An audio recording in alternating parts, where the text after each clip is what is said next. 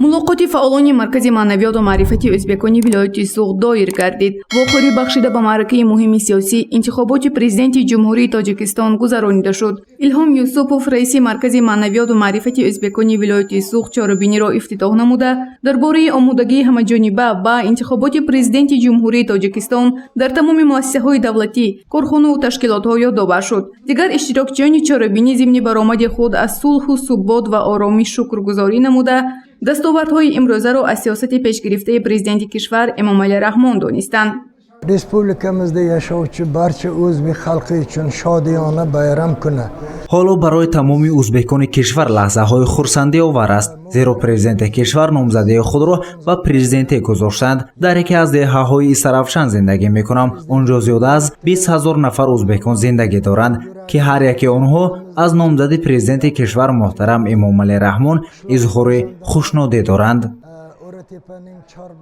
Нодирҷон Солиҷонов яке аз аъзоёни фаъоли маркази ӯзбекони вилояти Суғд аст. ӯ дар ин ҷамъомад суханронӣ кард. таъкид намуд, ки баргузории интихоботи президенти ҷумҳурии Тоҷикистон ин нишонаи ҷомеаи демократӣ мебошад. иштироки тамоми халқиятҳое, ки дар ҷумҳурии мо умр ба сар мебаранд, озодона суръат гирифта барои ояндаи кишвар аҳамияти муҳим дорад. маркази маънавиёту маърифати ӯзбекони вилояти Суғд низ барои иштироки фаъолона омода буда саҳми худро дар ин самт хоҳанд гузошт.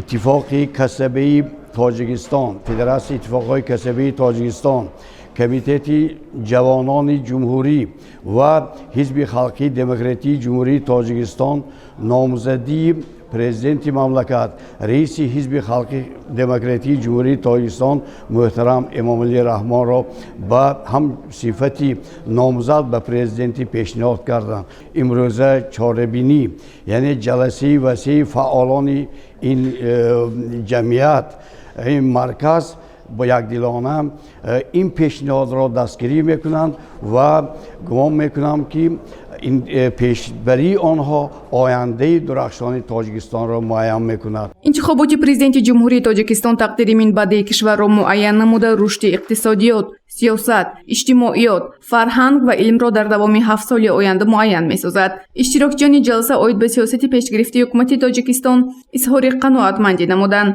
таъкид шуд, ки дар давраи соҳибистиқлолии кишвар тамоми соҳаҳои хоҷагии халқ зина ба зина рушду нумӯ карда, имрӯз ҷумҳурии Тоҷикистон дар саросари ҷаҳон ҳамчун давлати демократӣ, дунявӣ ва ҳуқуқбунёду ягона муаррифӣ гаштааст.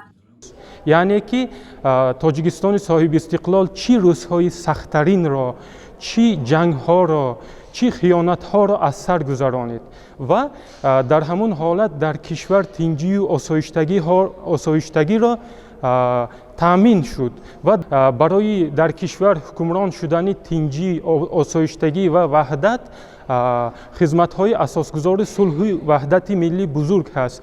бинобар ин фаъолони мо ҷонибдории номзади Эмомалӣ Раҳмонро кард.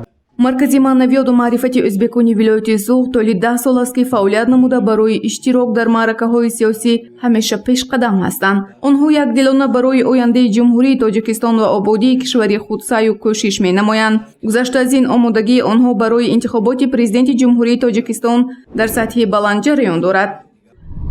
гузориши Гулҳаё Камолзода ва Насим Раҳимов барои барномаи Иттилоотии Хабар.